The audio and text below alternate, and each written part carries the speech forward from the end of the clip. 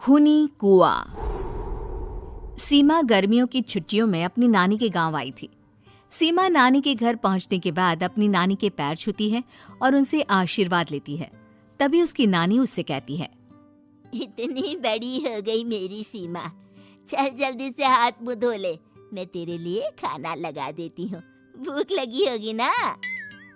हाँ नानी, भूख तो लग रही है मुझे, आपके हाथ के बने हुए पीले दाल और चावल खाने की। कितना टाइम हो गया है मुझे आपके हाथ का बना हुआ दाल चावल खाए हुए। तू तो नौकरी में व्यस्त थी, तो तुझे कहाँ से टाइम मिलेगा अपनी नानी के लिए? और जब इतने टाइम बाद आई है तो ज्यादा टाइम के लिए रुक कर जाएगी तू। हाँ हाँ नानी, इस बार पूरे 2 महीने के लिए आई हूँ। सीमा की नानी अंदर जाकर उसके लिए खाना बनाने लगती है। सीमा कमरे में अकेली होती है, तभी उसे किसी औरत के रोने की आवाज सुनाई देती है। वो कभी खिड़की से बाहर झांकती है तो कभी दरवाजे से बाहर झांकती है। उसे समझ में नहीं आ रहा होता है कि आखिर रो कौन रहा है। तभी नानी खाना लेकर आ जाती है। वो अपनी नानी से कहती है, नानी, कोई औरत रो रही है क्या? मैं जब से यहाँ आई हूँ तब से मुझे यहाँ किसी औरत की रोने की आवाज आ रही है। हे भगवान, कहीं ये वही तो नहीं? बोलो ना नानी। अरे कोई नहीं रो रहा, ये तेरे मन का वहम है। और तू ना अब खाना खा ले, ज्यादा यहाँ वहाँ की बातों में ध्यान मत दिया कर। जल्दी से खाना खा और फिर मेरे साथ आ जा मेरे कमरे में, दोनों बैठकर खूब सारी बातें करेंगे। ऐसे ही अगले दिन सीमा अपनी नानी के साथ गांव के बाजार जा रही होती है। उसी रास्ते में फिर से किसी औरत के रोने की आवाज आती है। वो अपनी नानी से कहती है, अरे नानी, क्या सच में तुम्हें अभी भी किसी औरत की रोने की आवाज नहीं सुनाई दे रही? मुझे किसी औरत की बहुत बुरी तरीके से रोने और चीखने की आवाजें आ रही हैं। मैं बहुत परेशान हूँ नानी, आखिर ये कौन है? मुझे लगता है कि सीमा को शहर भेज देना चाहिए, यहाँ रहना उसके लिए ठीक नहीं। नानी बोलो ना, आप चुप क्यों हो जाते हो? सीमा, तू घर चल, मुझे तुझसे बहुत जरूरी बात करनी है।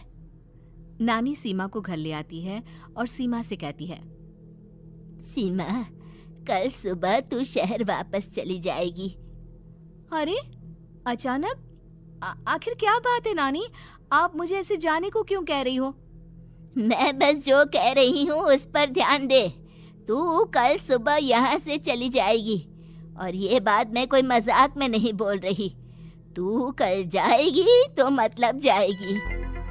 अरे नानी, चली जाऊंगी मैं, ठीक है, पर आखिर बात क्या है ये तो बता दो। मम्मी से कोई बात हुई है या फिर मुझसे कोई गलती हुई है जो तुम मुझे अचानक से जाने के लिए बोल रही हो? देख सीमा, रात बहुत हो चुकी है और मुझे इस बारे में कोई बात नहीं करनी। चल, अब चल के मेरे साथ सो जा। सुबह की बस पकड़कर तुझे शहर भी तो जाना है। सीमा को अपनी नानी का ऐसा व्यवहार देखकर बहुत ही अजीब लगता है। उसे कुछ समझ में नहीं आ रहा होता है कि आखिर उसकी नानी उसे अचानक से गांव छोड़कर जाने के लिए क्यों कह रही है। ये सारी बातें सोचते सोचते सीमा की आंख लग जाती है और वो अपनी नानी के साथ सो जाती है। ऐसी ही आधी रात को सीमा को फिर से किसी औरत की रोने की आवाज सुनाई देती है। वो उस औरत की आवाज सुनकर बार बार करवटें बदल रही होती है और तभी उसे सपने में भी एक अजीब सी औरत की परछाई दिखाई देती है, जो इतना चीख चीख कर रो रही होती है कि सीमा डरकर उठ जाती है। वो पूरे पसीने पसीने हो रही होती है। वो अपने आसपास देखती है तो घर में बिल्कुल शांति का माहौल होता है। सीमा घबरा जाती है। वो अपनी नानी को जगाने की कोशिश करती है, मगर उसकी नानी नहीं जगती। सीमा को फिर से उस औरत की रोने की आवाज सुनाई देती है। आखिरकार सीमा अपने आप को रोक नहीं पाती और वो घर का दरवाजा खोलकर बाहर निकलती है। आखिर ये माजरा क्या है? आज तो मैं पता करके रहूंगी। अब आवाज का पीछा करते हुए सीमा आधी रात को गांव के चौपाल के पास बने कुएं के पास पहुंच जाती है, जहां कुएं की चारों ओर बेड़ियां लगी होती हैं। उन बेड़ियों में लगे हुए ताले के साथ एक लाल रंग का कपड़ा और माता रानी का कलावा बंधा होता है।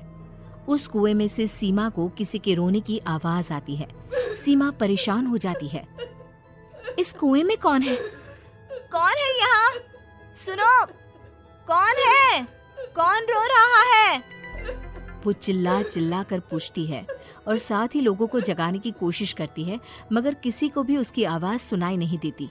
अब सीमा खुद उस कुएं के पास की बेड़ियों और तालों को खोलने की कोशिश करती है और किसी तरह कुछ देर की मशक्कत के बाद सीमा उसको खोल भी देती है। और जैसे ही वो कुआं खोलकर उसके अंदर झांकती है, सीमा उस कुएं में गिर जाती है।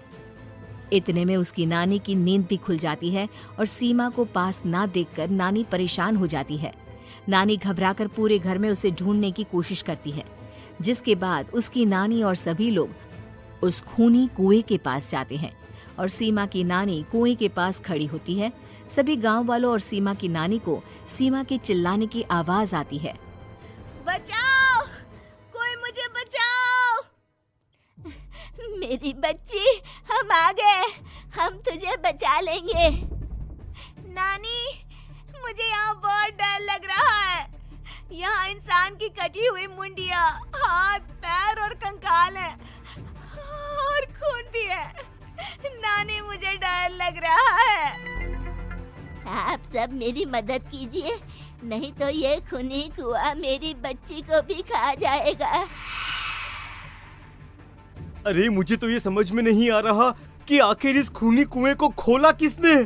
सालों पहले इसको इतनी मुश्किलों के बाद तांत्रिक बाबा ने बंद किया था।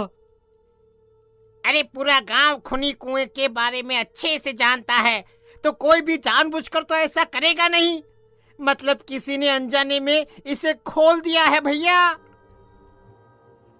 सीमा को इस बारे में मालूम नहीं था और जब से वो यहाँ आई थी तभी से उसे किसी औरत के रोने की आवाज़ें भी सुनाई दे रही थी। कहीं सीमा ने ही तो उसे नहीं खोला। अगर ऐसा है तो फिर सीमा का बचना बहुत मुश्किल है।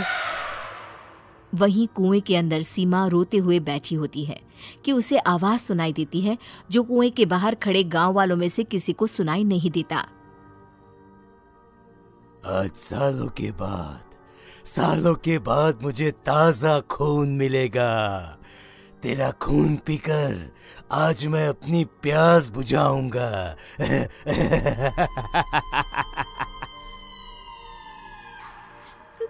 कौन है? कौन है? मत मारो प्लीज, मुझे जाने दो प्लीज। मैंने किसी का क्या बिगाड़ा है? वो तुझे मरने के बाद पता चल ही जाएगा। जितने में गांव वाले और सीमा की नानी कुछ सोच पाते, उतने में उन्हें सीमा के चिल्लाने की आवाज आती है और अगले ही पल सब शांत हो जाता है। क्या हुआ? सीमा, मेरी बेटी।